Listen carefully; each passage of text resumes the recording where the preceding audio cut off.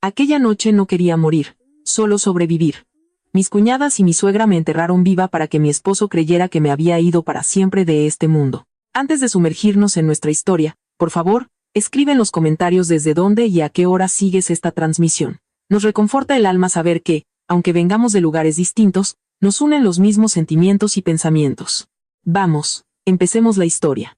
En San Miguel de las Cumbres, un tranquilo pueblo enclavado en las sierras de Jalisco, casi todos conocían a la familia Martínez. No eran los más ricos de la región, pero aún así destacaban en comparación con los demás, pues el hijo trabajaba en el extranjero, en el norte. Si se construía un nuevo patio de cemento, si cambiaban el techo de la casa, o si un repartidor entregaba electrodomésticos nuevos, el murmullo en el mercado era siempre el mismo.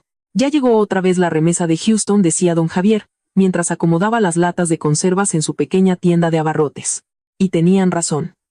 Santiago Martínez, el hijo menor de doña Rosa y don Manuel, llevaba ya 5 años trabajando como soldador en Texas. Llegar allí no fue fácil. Antes de irse, había intentado suerte en talleres de Guadalajara, trabajado en construcciones y enviado innumerables solicitudes que terminaron en fracaso. Pero en medio de cada dificultad que atravesó, hubo alguien que lo apoyó en silencio desde el principio. Elena Ramírez, la mujer que más tarde se convertiría en su esposa. Elena no creció con lujos. Su padre, Teodoro, fue un minero que murió joven por una enfermedad pulmonar. Su madre, Silvia, era una mujer callada pero fuerte, que intentaba proveer lo más necesario para la familia cosiendo uniformes de trabajo y cortinas. Como la hija mayor, Elena tuvo que aprender pronto a sacrificarse por sus hermanos menores, Ana y Mateo. Mientras las otras jóvenes del pueblo se preocupaban por los bailes y las fiestas patronales, Elena lavaba ropa ajena, vendía pan dulce y gorditas por las mañanas y cuidaba de su madre enferma por las noches. Elena, deja, yo lavo los trastes. Descansa un poco, le dijo Ana una tarde, mientras estaban junto al fregadero. Elena solo sonrió y exprimió la esponja. Mejor ponte a estudiar. No quiero que termines como yo, que ya estoy agotada. Me da mucha tristeza verte así, hermana, dijo Ana en voz baja. Se me parte el corazón por ti. Elena se detuvo un instante, pero la sonrisa permaneció en su rostro. Prefiero estar cansada a ser inútil. Así era Elena. No hablaba mucho, no se quejaba, pero sabía cómo llevar el peso del mundo sobre sus hombros sin despertar lástima. Por eso, cuando Santiago empezó a cortejarla, no se lo creyó fácilmente, no porque no le gustara el muchacho, sino porque se había acostumbrado a la idea de que las cosas buenas siempre eran para otros. Se conocieron de una manera sencilla. Santiago compraba a menudo su desayuno en el puesto que la madre de Elena ponía los domingos en el tianguis. Al principio, solo pedían y daban en silencio. Una concha, 2 empanadas de cajeta, a veces un tamal. Luego vinieron las sonrisas, las pequeñas bromas, y después, aquellas tardes en las que Santiago acompañaba a Elena a casa, sosteniendo el viejo paraguas que el viento de otoño siempre volteaba. ¿No te cansas de sonreír siempre?, le preguntó Elena una vez, mientras caminaban por el sendero de tierra flanqueado por viejos pirules. Si tú estás enfrente, nunca, respondió Santiago. Ese es un piropo muy viejo, dijo Elena, negando con la cabeza. Entonces, ¿por qué te sonrojaste? Es que hace calor. Santiago se echó a reír. Claro, es octubre y tienes calor. En el pequeño pueblo no se podía ocultar el romance que florecía, y eso no le gustó a todo el mundo. Especialmente a doña Rosa. Ella era una mujer acostumbrada a que siempre se hiciera su voluntad. Su voz era dulce como la miel cuando había visitas, pero su lengua era afilada como una navaja cuando solo estaba la familia. Desde el principio, no le agradó Elena. Para doña Rosa, Elena era demasiado simple, demasiado pobre, demasiado callada y, sobre todo, demasiado común para la nuera que ella había soñado para Santiago. Hijo, ¿no encuentras a nadie más para ti?, le dijo una vez a Santiago durante la cena. Santiago levantó la vista. Mamá, yo no me quiero casar con una fortuna. Quiero casarme con una mujer. Mujer, claro, pero debería ser alguien que te ayude a superarte, Manuel. Intervino el padre, mientras se servía un trozo de carne en el plato. Deja en paz al muchacho, es su vida. Doña Rosa le lanzó una mirada asesina a su marido. Precisamente por eso seguimos estancados en este lodazal, porque tú también piensas así. A pesar de todo, Santiago se mantuvo firme al lado de Elena. Cuando finalmente se casaron en una sencilla ceremonia en la iglesia, no hubo lujos, pero estuvo llena de gente que realmente los quería. Ana, que lloraba de alegría. Mateo, que apenas podía abrocharse el traje prestado. El padre Miguel, que les dio buenos consejos a los recién casados. Oralia, la partera del pueblo, que les empacó pan casero después de la misa. Y Benito, que los paseó en el viejo camión del pueblo decorado con flores de papel. Pero aunque los recién casados eran felices, dentro de los muros de la casa se construyó una silenciosa distancia. Después de la boda, Elena y Santiago se mudaron a casa de los padres de él. Dijeron que sería temporal, mientras juntaban dinero. Al principio, Elena hizo todo lo posible por ser una buena nuera. Era la primera en levantarse para preparar el café, barría el patio, servía la comida, aunque siempre era la última en comer. Si llegaban visitas, ella servía los postres. Si había que lavar, ella se encorvaba sobre el lavadero. Aunque doña Rosa refunfuñara, ella intentaba ser humilde. «Suegra, voy a ir al mercado», ofreció cortésmente una mañana. «¿Y con qué piensas comprar?», preguntó doña Rosa con acidez. «No creerás que solo por ser la esposa de mi hijo puedes tomar el dinero de aquí, ¿verdad?». Elena se sintió avergonzada. «No lo pensé así, solo preguntaba». «Hoy solo preguntas, mañana ya estarás robando». Santiago escuchó esto desde fuera y entró de inmediato. «Mamá, eso ya es demasiado». Pero Elena negó con la cabeza al instante. «Déjalo, Santiago. Lo entiendo». Y siempre decía lo mismo. Que lo entendía, incluso cuando ya no debería haberlo entendido. Pocos meses después de la boda, llegó la noticia de que Santiago debía partir por su contrato en Estados Unidos. Deberían haberse alegrado, pues significaba el comienzo de un futuro mejor. Pero para Elena, fue el inicio de otra prueba. Cuando Santiago se fue, se quedó sola en la casa con doña Rosa y don Manuel. Antes de partir, en la central de autobuses, Santiago la abrazó con fuerza. «Aguanta un poco, mi amor. Mi contrato es por 2 años. Cuando vuelva, empezaremos nuestra propia vida». Elena rompió a llorar. «Lo soportaré. Solo cuídate mucho. Si algo se pone difícil, avísame de inmediato». Santiago asintió, pero en el fondo de su corazón, Elena ya sabía que ella misma nunca le contaría todo. No quería aumentar las cargas de su esposo que apenas comenzaba su viaje. En los primeros meses, desde fuera todo parecía estar en orden. Llegaban las remesas, las llamadas telefónicas cada noche, las fotos del alojamiento para trabajadores en Houston y del comedor con otros migrantes mexicanos. En cada videollamada, Elena sacaba su mejor sonrisa. «¿Cómo está mi mamá?», preguntaba Santiago a través de la pantalla. «Todo bien», respondía Elena. «¿Y papá? ¿Sigue siempre en el jardín?». «Sí». «¿Y tú? ¿Cómo estás de verdad?». Elena sonreía. «Estoy bien». Pero esa no era toda la verdad. Con el paso del tiempo, el comportamiento de doña Rosa se volvió cada vez más insoportable. Elena era criticada en cada movimiento. Si la comida estaba salada, Elena era una inútil. Si estaba sosa, no tenía sazón. Si limpiaba, según doña Rosa, siempre quedaba suciedad. Si se sentaba a descansar un momento, inmediatamente la tachaba de floja. Incluso don Manuel, que antes solo guardaba silencio, aprendió a mirar hacia otro lado en lugar de defenderla. En el pueblo también empezaron a notar las cosas. La señora Clara, la vecina a la que le gustaba espiar desde la ventana, le dijo una vez a Oralia, como si a esa pobre muchacha la estuvieran matando a trabajar. Antes solo estaba pálida, ahora parece que siempre está temblando. Una vez, Laura, la maestra de la primaria local, vio a Elena frente a la escuela vendiendo gorditas caseras, solo para tener un poco de dinero propio ahorrado. «Elena, ¿por qué sigues matándote a trabajar? Tu esposo no te manda dinero». Elena sonrió débilmente. «Sí manda, pero me gustaría tener algo mío, para no tener que pedir siempre». «¿Pedir?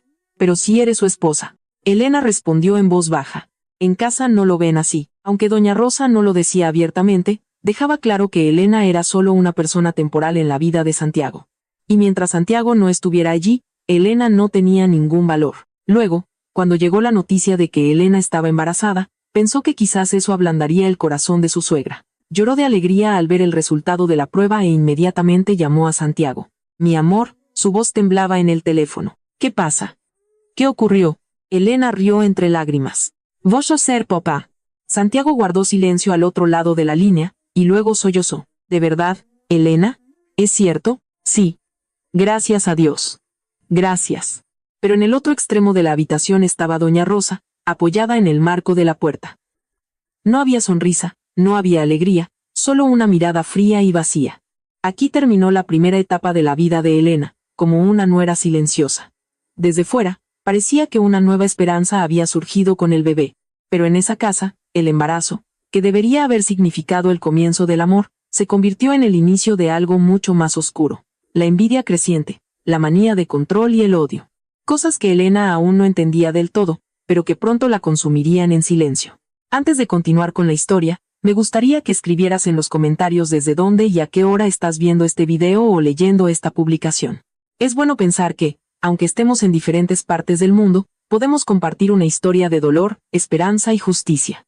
Si estás listo, sigamos adelante. Aquella noche en que Elena le dijo a Santiago que esperaba un hijo, apenas pudo cerrar los ojos de la felicidad. Abrazó con fuerza su almohada mientras reproducía una y otra vez en su mente la voz temblorosa de alegría de su esposo desde Texas. Después de largos meses de soledad y paciencia en la casa de los Martínez, finalmente algo le dibujaba una sonrisa genuina en el rostro. El hijo que llevaba en su vientre significaba una luz en medio de sus fríos y difíciles días. Al día siguiente, se despertó temprano, fue directamente a la cocina para preparar el café y el desayuno para doña Rosa y don Manuel. Aunque le dolía la espalda y sentía los leves mareos del embarazo, intentó moverse como siempre. No quería que dijeran que usaba su estado como excusa para evitar el trabajo. Mientras picaba cebolla para los huevos, doña Rosa entró en la cocina. Se echó una toalla al hombro y, como siempre, irradiaba irritación. «¿Qué tan temprano andas moviéndote?», dijo con frialdad. «Creí que estabas embarazada. Al final le vas a decir a mi hijo que yo te hago trabajar». Elena se secó las manos y respondió con una sonrisa forzada. «No, suegra, todavía puedo. El embarazo no es razón para estar acostada todo el día». En sus tiempos, las mujeres trabajaban incluso en el campo estando embarazadas. Elena guardó silencio. Ya estaba acostumbrada, pero por primera vez en su vida, no solo tenía que cuidarse a sí misma. Así que, mientras servía el desayuno, acarició discretamente su vientre por debajo de la blusa, como si le estuviera diciendo al bebé, «Lo soportaremos». Esa noche, Santiago volvió a llamar. «¿Qué dijo mi mamá? ¿Está contenta?», preguntó. Elena guardó silencio por un momento antes de responder. «Todavía no lo demuestra mucho, pero seguro que con el tiempo se alegrará». Papá, en cambio, sí sonrió. Santiago habló con seriedad. «Elena, si sientes que es demasiado difícil, dímelo de inmediato. Te enviaré más dinero. Ve al médico con regularidad». Elena sonrió, pero tenía un nudo en la garganta. «Está bien, no te preocupes tanto. Ahorra también para ti. No, ahora tú y el bebé son lo primero». Esa frase, lo primero, era algo que Elena no había sentido en mucho tiempo en esa casa.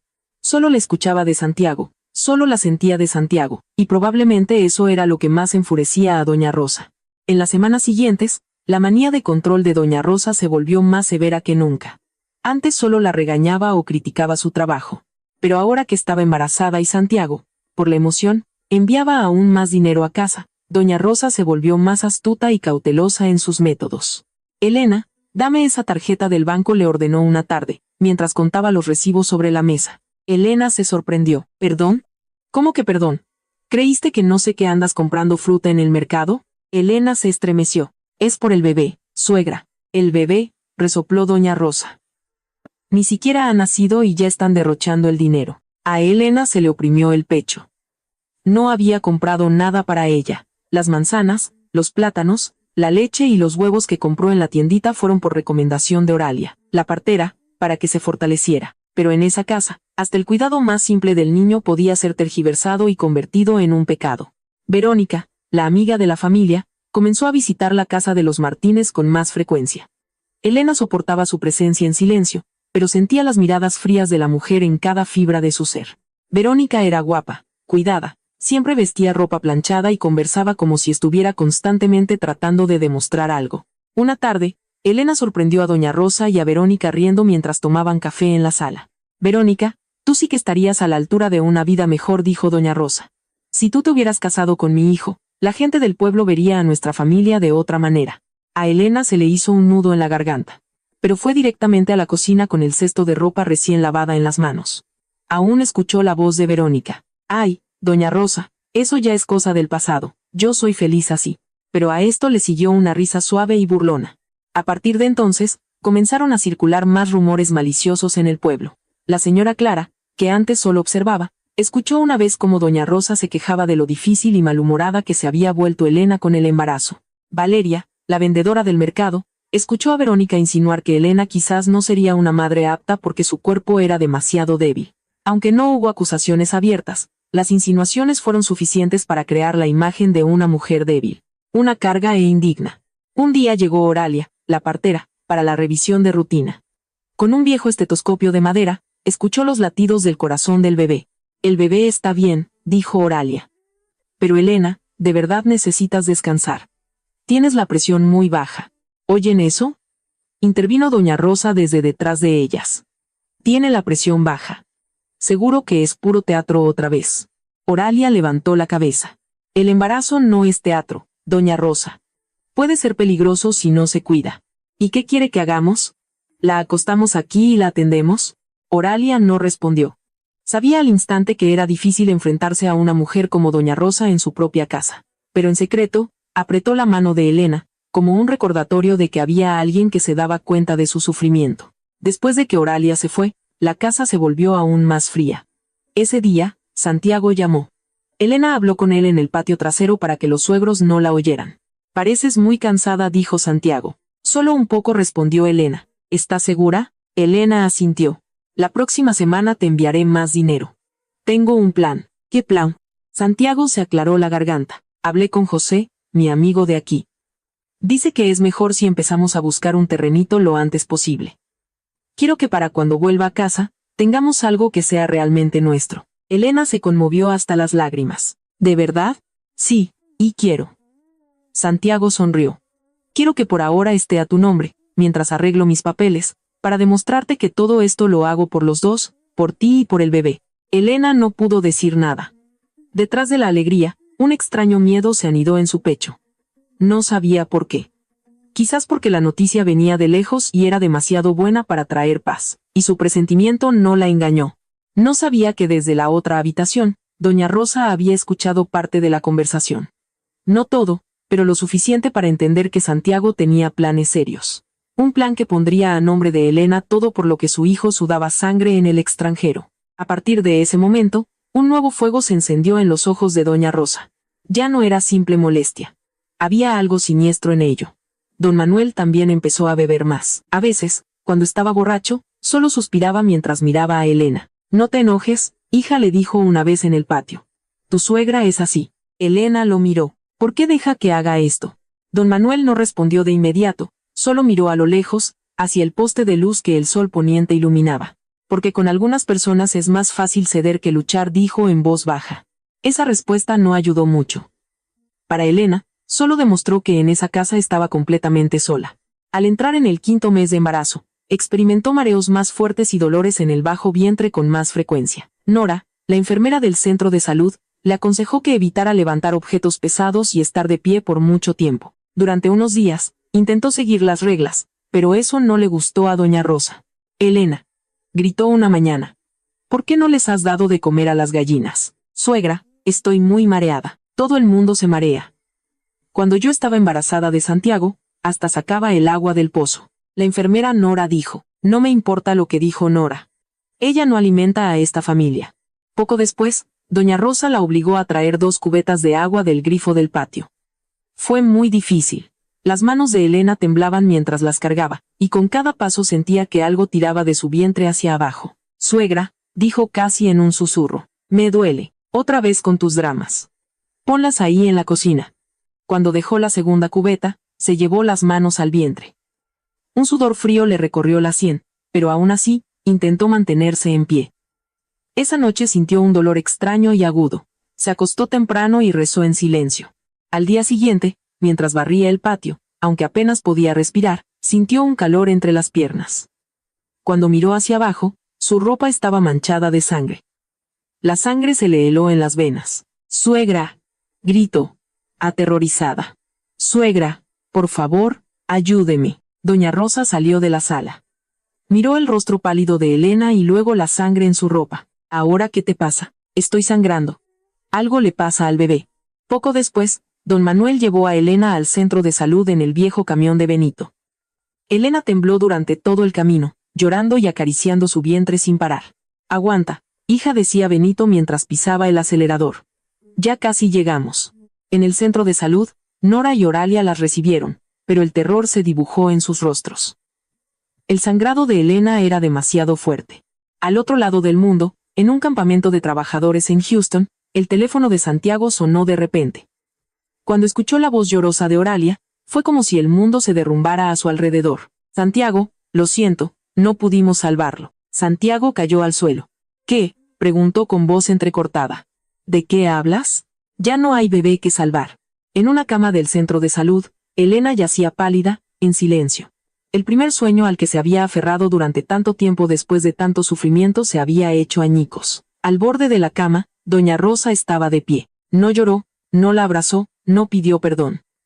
Y en medio del silencio, una cosa quedó completamente clara para Elena. A partir de ese día, algo había muerto dentro de ella junto con su hijo perdido, y nunca más volvería. Antes de pasar a la siguiente parte de nuestra historia, por favor, comenta desde dónde y cuándo estás viendo o leyendo esto. Es bueno saber que hay personas que nos acompañan a través de todo el dolor y la esperanza de la historia.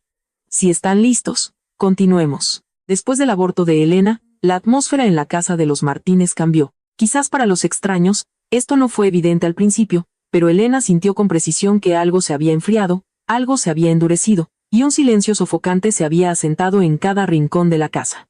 Ya no era solo el simple desprecio o los insultos de doña Rosa.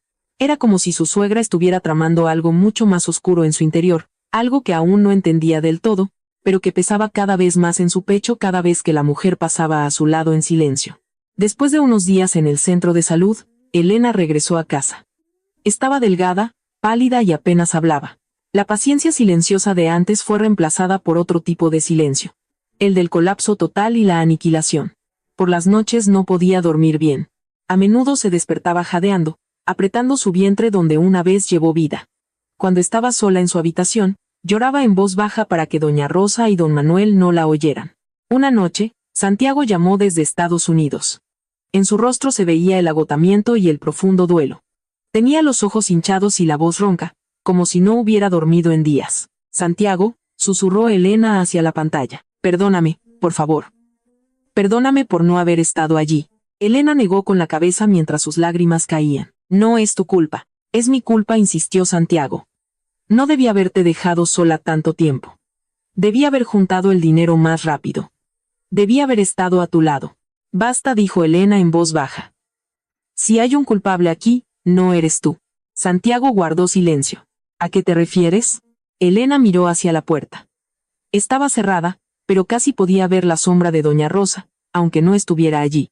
Se quedó en silencio un momento antes de responder. A nada, solo quiero decir que ya pasó. No podemos hacer nada. Fue la primera vez que se tragó la verdad que más le hubiera gustado gritar. No le dijo a Santiago cómo la hicieron cargar las pesadas cubetas, aunque apenas podía mantenerse en pie.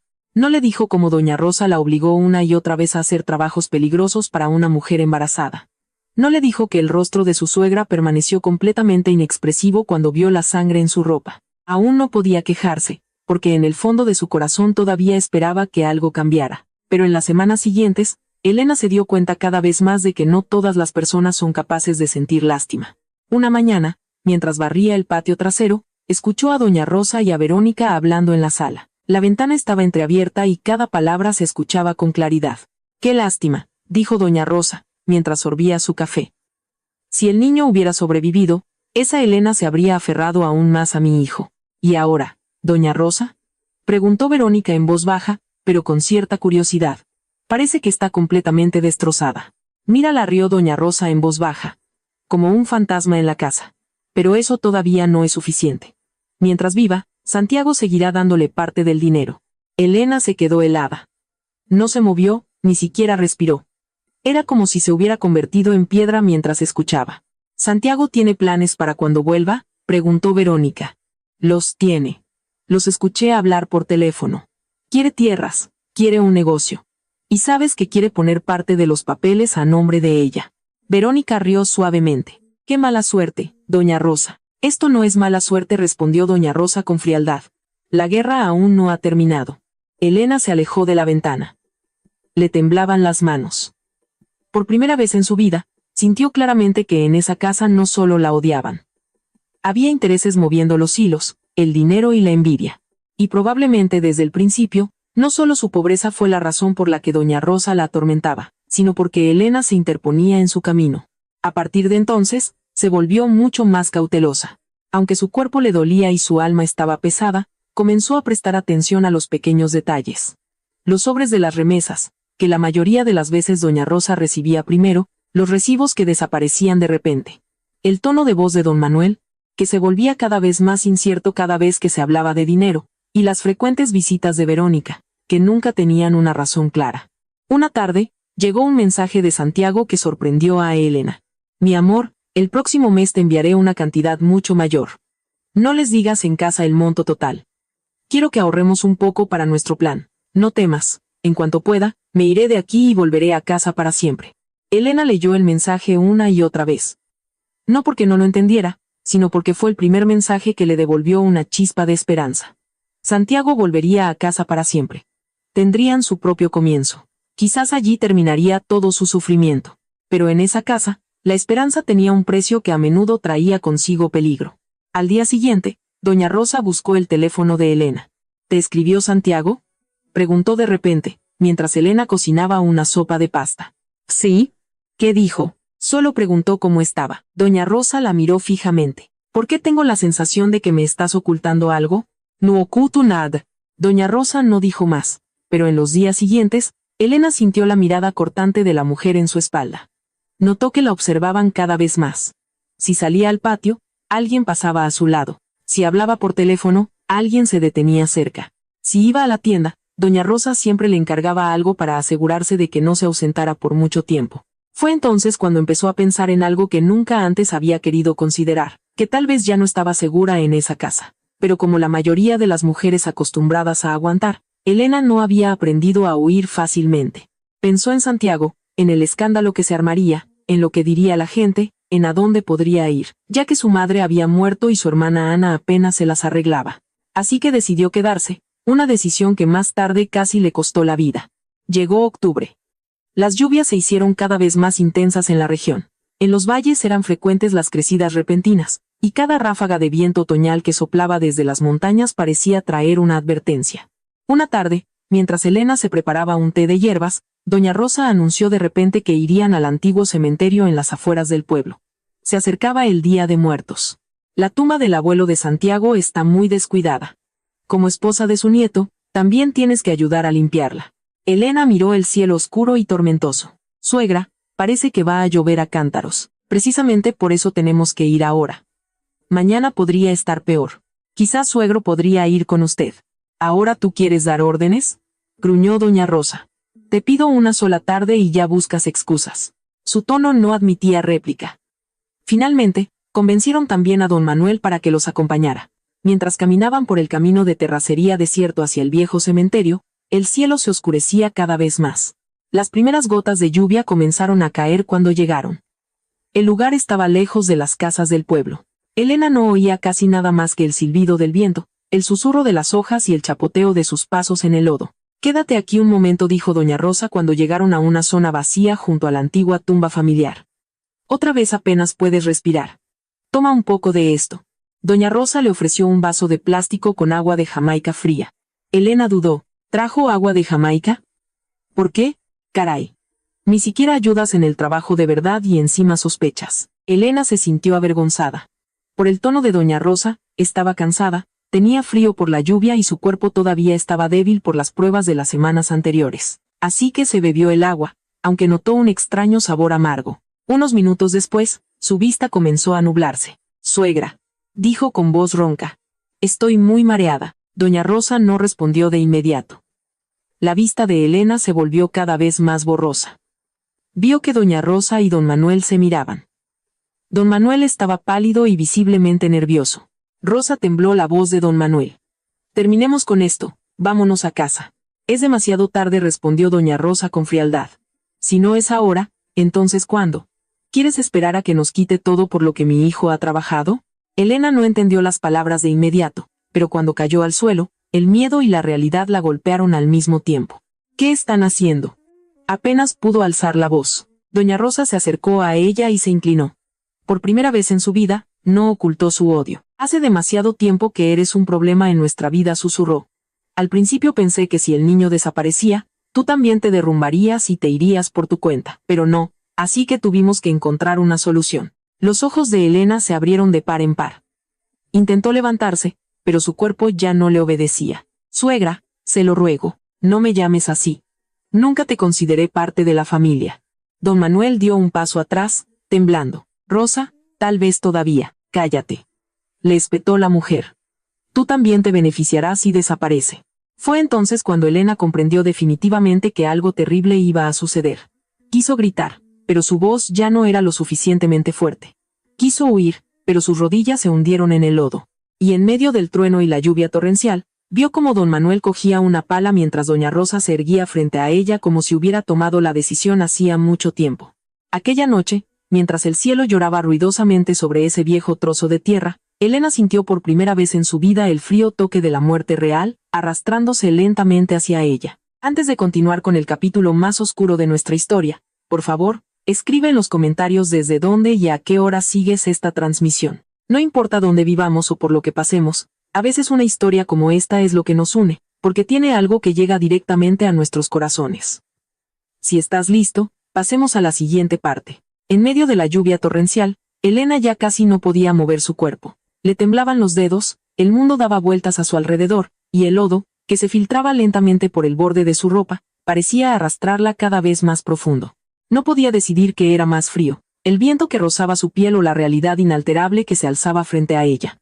Esto no fue un accidente, no fue simple odio de su suegra. Fue un plan, una decisión.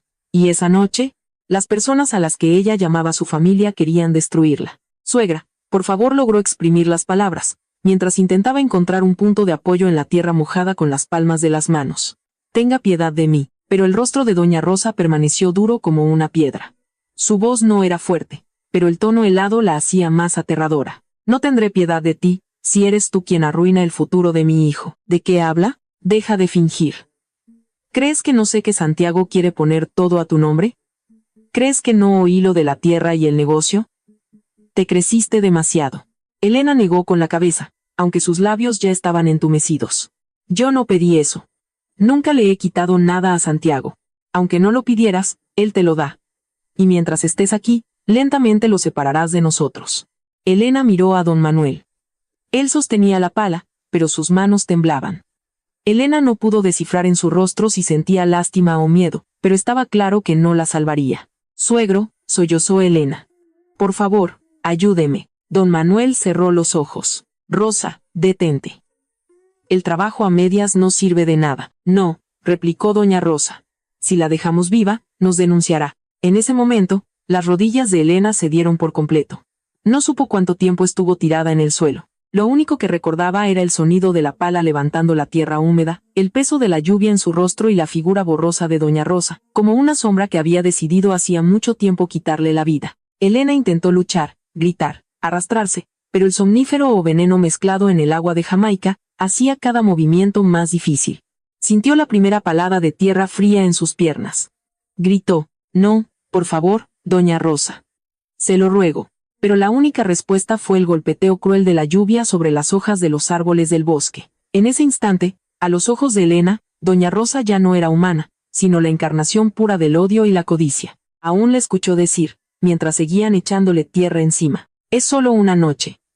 Mañana diremos que el lodo te tragó, o que desapareciste en la tormenta. El resultado es el mismo. Rosa, gritó don Manuel por encima del ruido de la tormenta. Todavía está viva. Mejor terminarlo ahora que esperar a que se cure la herida, respondió ella. La tierra se volvía cada vez más densa sobre las piernas, las caderas y el costado de Elena. Intentó liberarse temblando, pero la debilidad de su cuerpo era como una armadura de hierro. Su mente también temblaba. En medio del terror, solo un rostro flotaba ante sus ojos. El de Santiago, su esposo, quien en una tierra lejana y extraña, entre metales fríos y trabajo agotador, persistía por sus sueños en común. Deje Pinch. Se dio cuenta de que moriría sin que el hombre que más amaba en el mundo supiera la verdad. Y lo más doloroso era que Santiago quizás incluso creería la mentira que sus padres le contarían. En el último momento, antes de que la tierra la cubriera por completo, Elena sollozó. Santiago. Después de eso, el mundo se oscureció y todo fue cubierto por una oscuridad estrecha y sofocante. No supo cuánto tiempo pasó. Minutos, horas. Ni siquiera estaba segura de si estaba despierta o soñando. Solo recordaba la falta de aire asfixiante, el olor a tierra húmeda, el movimiento desesperado de sus dedos y la sensación de que el mundo entero pesaba sobre su pecho. Intentó patear, arañar, cavar con sus manos, en las que apenas quedaba fuerza. No podía morir así. No bajo tierra, no sin luchar. Al otro lado del pueblo, lejos del bosque, un hombre caminaba por el borde del camino lodoso, con una vieja linterna en la mano. Era don Cosme, el hombre silencioso que alimentaba regularmente a los perros callejeros cerca de la iglesia y el cementerio. Uno de los perros, un animal flaco pero vivaz al que llamaba Capitán, había desaparecido. Así que, a pesar de la lluvia torrencial, salió a buscarlo en dirección al bosque y al viejo cementerio. Capitán, ¿dónde estás? Poco después, escuchó un ladrido débil. Siguió el sonido hasta llegar a la zona donde se veían huellas de excavación recientes. Allí encontró a Capitán, corriendo en círculos emocionado y ladrando a un montículo de tierra recién removida. ¿Qué hay ahí?, susurró don Cosme. Al principio pensó que tal vez habían enterrado a un animal. Pero cuando se inclinó y acercó la oreja a la tierra, la sangre se le heló en las venas. Escuchó un sonido sordo, un arañazo apenas audible, como si hubiera una persona allí. No lo pensó dos veces. Empezó a correr hacia la cabaña cercana donde Ignacio, el sepulturero local, solía descansar. Con él estaba Julián, un campesino que se había refugiado de la lluvia bajo el techo de lámina. «¿Hay alguien ahí?», gritó don Cosme, sin aliento. «Alguien está enterrado. Y creo que todavía vive». Ignacio no podía creerlo. «¿De qué hablas, Cosme? A estas horas de la noche. Vengan conmigo». Cuando escucharon el terror en la voz de don Cosme, ambos lo siguieron. Al llegar, Capitán seguía ladrando salvajemente junto a la tumba fresca. Ignacio y Julián no perdieron tiempo. Con palas y sus propias manos, comenzaron a cavar la tierra húmeda. Cuanto más lodo apartaban, más claro se hacía el sonido sordo de los arañazos que venía de abajo. «Más rápido», gritó don Cosme. «Todavía vive». Unos momentos después, apareció la mano pálida de Elena. Julián casi se desmaya del susto, pero solo cavó más rápido. Cuando finalmente lograron sacar a Elena, su cuerpo estaba completamente flácido. Estaba cubierta de lodo, jadeaba en busca de aire y apenas podía abrir los ojos. Sus labios temblaban mientras intentaba respirar, como si tuviera que luchar contra la muerte por cada bocanada de aire. «Agua, una manta», gritó Ignacio. «¿Sigue viva?», preguntó don Cosme, aterrorizado. Ignacio puso su mano en el cuello de Elena y asintió de inmediato. «Sí, está débil, pero todavía vive». Semiconsciente, Elena escuchó sus voces como si vinieran de muy lejos. Sintió el agua fría en sus labios y la manta húmeda que le echaron encima. Intentó abrir los ojos y entonces vio las siluetas borrosas de un anciano y dos hombres desconocidos para ella. «Por favor», dijo con voz ronca. «No me lleven de regreso». Los tres hombres se miraron. «¿Quién te hizo esto?», preguntó don Cosme con voz temblorosa. Los labios de Elena se movieron lentamente. «Mi suegra». La sangre se heló en las venas de los tres hombres. «La llevaremos al centro de salud o a la presidencia municipal», dijo Julián. Pero Elena negó rápidamente con la cabeza, aunque incluso eso le dolía. «Ahí no, me encontrarán». Ignacio guardó silencio. Sabía que Elena tenía razón. En los pueblos pequeños, las noticias corren rápido. Si su propia familia le hizo esto, el peligro aún no había pasado si se rebelaban de inmediato. «Conozco a alguien que puede ayudar», dijo don Cosme después de pensar unos segundos. «Doña Sarita, en el pueblo vecino. Es viuda, tranquila, sabe de hierbas medicinales, de heridas, y no es chismosa. Y está Teresa», añadió Ignacio, refiriéndose a la enfermera jubilada que vivía cerca del río. «Si esta mujer sobrevive a la mañana, necesitará atención de verdad». Así, en lugar de llevarla al centro del pueblo, subieron con cuidado a Elena a la carreta con lona de Julián. La cubrieron con un plástico y una manta para que nadie la viera. En el camino lodoso, con cada bache, Elena cerraba los ojos por el dolor. Pero detrás del dolor, algo nuevo comenzaba a germinar en ella. La ira. Ya no era solo miedo o tristeza. Era una ira fría, silenciosa y muy viva. Mientras tanto, en la casa de los Martínez, doña Rosa y don Manuel llegaron a casa empapados. Las manos de don Manuel temblaban mientras se quitaba las botas de goma en la entrada. «¿Y si alguien nos vio?», preguntó en un susurro. El rostro de doña Rosa permaneció completamente inexpresivo mientras se secaba el pelo. «Nadie anda afuera con esta lluvia». «¿Y sí? ¿Y si no murió?». Doña Rosa miró a su marido. «Si quieres vivir en paz, aprende a creer en lo que hiciste». Luego, fue directamente a su habitación y tomó su teléfono. Unos minutos después, Verónica crearía un perfil falso desde el cual, al día siguiente, enviarían el primer mensaje a Santiago. El mensaje que iniciaría la gran mentira. Que Elena había muerto en un accidente durante la tormenta de otoño y que tuvieron que enterrarla de inmediato debido al clima y al estado del cuerpo. En Houston, Santiago no tenía ni idea de que en esas horas el destino no solo buscaba a su esposa herida, sino a la verdad misma. Y mientras la carreta se alejaba cada vez más con Elena hacia la casa de Sarita y Teresa, la joven se hizo una promesa en silencio. Si sobrevivía a esa noche, nunca volvería a ser la mujer sumisa y asustada que fue. Se levantaría de la tierra en la que la enterraron. Y cuando eso sucediera, habría quienes nunca más volverían a dormir tranquilos. Antes de sumergirnos en el último capítulo de nuestra historia, por favor, escribe en los comentarios desde dónde y a qué hora estás leyendo o viendo esto. Agradezco de corazón que me hayas acompañado desde el principio hasta ahora. Vamos, veamos juntos el final de esta historia, que trata sobre cómo, aunque entierren la verdad, cuando llega su momento, no importa cuán profunda sea la tumba, saldrá a la superficie. Después de aquella noche en la que Elena casi muere, nadie la volvió a ver en San Miguel de las Cumbres. Con la ayuda de don Cosme, Ignacio y Julián, la escondieron a salvo en casa de doña Sarita, en el pueblo vecino, al pie de las colinas, lejos de los ojos de quienes la conocían. Allí, Teresa, la enfermera jubilada, silenciosa pero de mente aguda, la cuidó. Todos los días, Teresa limpiaba las heridas de la espalda, los brazos y las manos de Elena, mientras Sarita preparaba infusiones de hierbas, caldos y comidas ligeras para que recuperara gradualmente sus fuerzas. En las primeras semanas, Elena apenas podía hablar. Si cerraba los ojos, volvía a sentir el peso de la tierra sobre su pecho. Si escuchaba el sonido de la lluvia intensa o el rugido de la tormenta de otoño, se incorporaba de repente, jadeando en busca de aire. ¿Cuántas veces se despertó en mitad de la noche gritando, no, por favor, mientras temblaba de miedo? Pero con cada despertar, al darse cuenta de que estaba viva, comprendía cada vez más, no la salvaron para que se escondiera el resto de su vida. Sobrevivió para demostrar que aquellos que le hicieron daño no debían ganar. Mientras tanto, en Houston, Santiago quedó completamente destrozado por el mensaje que llegó desde el perfil falso creado por Verónica. A esto le siguió la llamada de doña Rosa, llena de sollozos forzados. Hijo, lloró por teléfono. Elena se nos fue. Se resbaló en el lodo cuando se desató la tormenta. La buscamos, pero ya era demasiado tarde. Santiago se levantó de un salto de la cama en el campamento de trabajadores. Todo su cuerpo temblaba. ¿Dónde está? ¿Dónde está mi esposa? Ya la enterramos, hijo, intervino doña Rosa. Su cuerpo estaba muy dañado. La tormenta fue terrible. No pudimos hacer nada. Santiago se desplomó en el suelo. No quería creerlo. No podía volver a casa. Ni siquiera pudo ver el rostro de su esposa por última vez. Durante días no fue a trabajar, apenas comió. Ni siquiera José, su amigo de allá, pudo aliviar su dolor. Pero a medida que pasaban los meses, mientras Santiago intentaba sobrevivir de alguna manera a los días, algunas cosas comenzaron a despertar su curiosidad. No recibió un acta de defunción. No había fotos adecuadas del funeral. La historia de doña Rosa carecía de detalles claros. Y cada vez que le preguntaba a don Manuel por teléfono, el padre siempre respondía de forma breve y evasiva. «Papá, ¿exactamente dónde le enterraron?», preguntó Santiago una vez. «Allá, en el cementerio viejo», respondió don Manuel con voz ronca. «Pero, ¿exactamente dónde?». «Solo allá». «¿Por qué no hay una lápida?».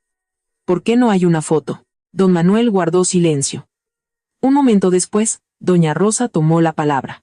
«Hijo, no remuevas esto, es demasiado doloroso para nosotros». Pero la verdad era que, con el paso del tiempo, la sospecha de que algo no estaba bien crecía en Santiago. Mientras tanto, después de casi 4 meses escondida, Elena ya podía caminar con normalidad. Ya no era aquella mujer silenciosa y tímida. Claro, seguía siendo callada, pero este silencio era completamente diferente.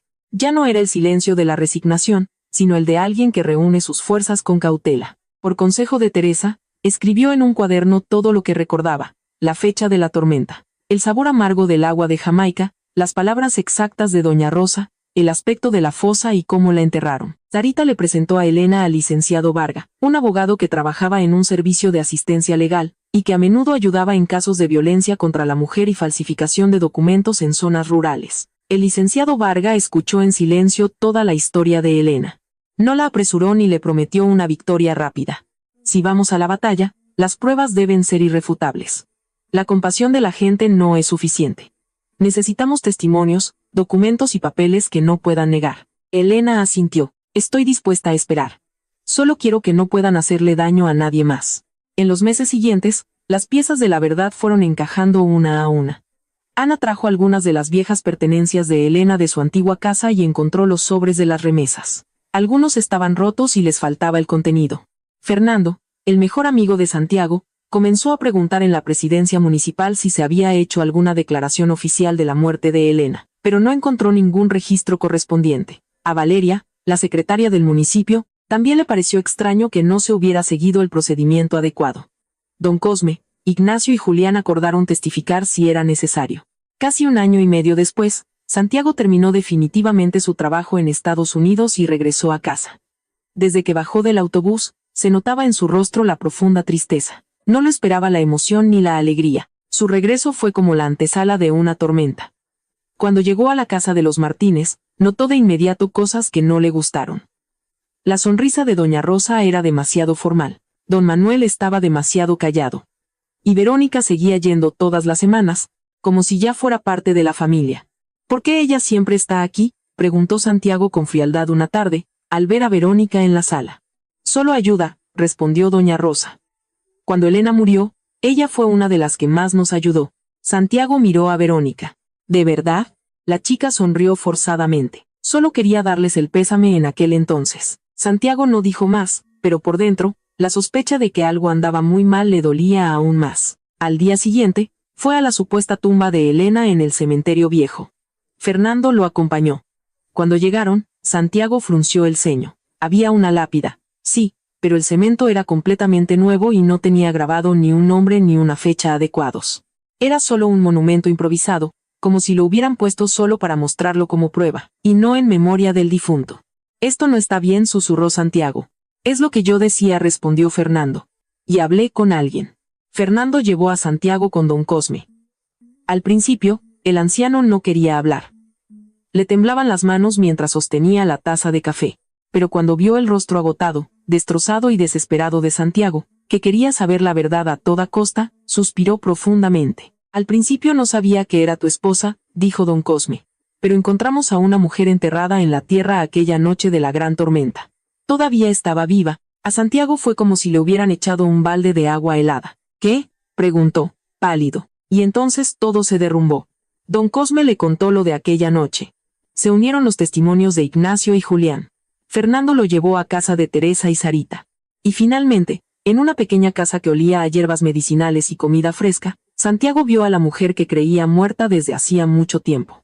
Elena estaba junto a la ventana cuando él llegó. Santiago casi se quedó sin aliento. No pudo acercarse de inmediato. No pudo hablar. Solo miraba a su esposa, que, aunque estaba más delgada, se mantenía erguida. Tenía cicatrices en los brazos, y sus ojos ya no eran los mismos. Aquella Elena que perdonaba fácilmente y lloraba con rapidez se había quedado bajo la tierra donde la enterraron. Elena, susurró Santiago, mientras las lágrimas asomaban a sus ojos. Estás viva. Una lágrima también rodó por la mejilla de Elena. Sí, estoy viva. Pero casi muero por culpa de tu familia. Santiago se arrodilló ante ella, sus hombros se sacudían. Perdóname, por favor, no lo sabía. Pero Elena dio un pequeño paso atrás. No porque ya no sintiera nada, sino porque las lágrimas y las disculpas ya no eran suficientes. ¿No lo sabías?, dijo. Porque decidiste creer lo que te dijeron sin buscar toda la verdad. Las palabras fueron como una puñalada en el corazón para Santiago, pero sabía que eran ciertas. 3 días después, con la ayuda del licenciado Varga, presentaron una denuncia formal. Se convocó a las partes a una reunión oficial en la presidencia municipal, con la presencia de la policía, antes de que se iniciara una investigación más profunda. Fue entonces cuando las mentiras de doña Rosa, don Manuel y Verónica salieron a la luz. El licenciado Varga presentó los papeles que demostraban la intención de Santiago de transferir la propiedad del terreno y el negocio a nombre de Elena. Presentaron la falta de un acta de defunción oficial y las declaraciones contradictorias de la familia. Cuando Elena apareció en la presidencia municipal, acompañada por Teresa, Sarita, Ana y el licenciado Varga, doña Rosa y Verónica casi se desmayan. Don Manuel palideció y se aferró a una columna. Imposible, susurró doña Rosa con labios temblorosos. Tú estás muerta. Eso es lo que quisieron hacer creer a todos, respondió Elena con firmeza. Los testigos hablaron ante todos. Don Cosme, Ignacio, Julián, Teresa, Ana e incluso Fernando. Y cuando Santiago se puso de pie, se hizo un silencio sepulcral en la sala. Ante todos dijo, mirando a sus padres, elijo la verdad. No defenderé a mi sangre si esa sangre intentó matar a la persona que más amo. Doña Rosa rompió a llorar. Hijo, soy tu madre. Santiago la miró con frialdad. Y ella es mi esposa. Y tú la enterraste viva. En ese momento, don Manuel se derrumbó por completo. Confesó todo.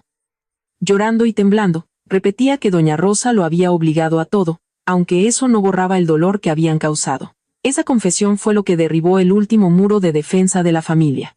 Más tarde, doña Rosa y don Manuel fueron llevados a juicio por intento de homicidio y secuestro. Verónica fue acusada de complicidad y fraude. La familia que alguna vez fue orgullosa, que creía que podía controlar la vida y la historia del pueblo, ahora era el principal chisme del mercado, la iglesia y la cantina local. Pero a pesar de todo, el verdadero desenlace no fue la caída de los culpables, sino el hecho de que Elena se levantó de nuevo. No regresó a la casa de los Martínez.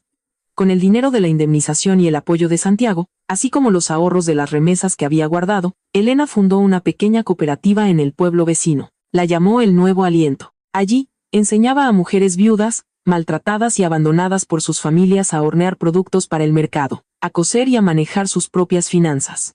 Rosa, Aranca, Dorca e incluso Oralia la ayudaron. No perdonó a Santiago de inmediato, pero tampoco le cerró la puerta para siempre. Dejó que pasaran los meses de cortejo, silencio y reconocimiento de los propios errores. Recuperar la confianza no fue fácil, pero con el paso de los años, Santiago aprendió lo más importante. El amor no es llorar por alguien que se ha ido, sino protegerlo mientras todavía está con nosotros. Al final, nada volvió a ser como antes, y quizás no tenía por qué serlo, pero cada paso siguiente fue verdadero y honesto. Santiago abrió su propio taller de herrería y soldadura, que siempre había sido su sueño. Pero las condiciones eran claras, ese negocio nunca estaría bajo el control de ninguna codicia. Y Elena se hizo conocida en la región, no como la mujer que fue oprimida, sino como la mujer que resurgió de la tumba y ayudó a otras a respirar también. Y una tarde, en la inauguración del nuevo edificio de su cooperativa, Elena se paró frente a aquellos que antes quizás solo habían escuchado rumores sobre ella. Hubo silencio, incluso el viento que soplaba desde las montañas parecía escuchar. Hubo personas que intentaron enterrar mi nombre, mi futuro y la verdad sobre mí, dijo con voz clara y firme. Pero aprendí que hay verdades que no se quedan bajo tierra. Cuando llega su momento de vivir, emergen a la superficie por sí mismas.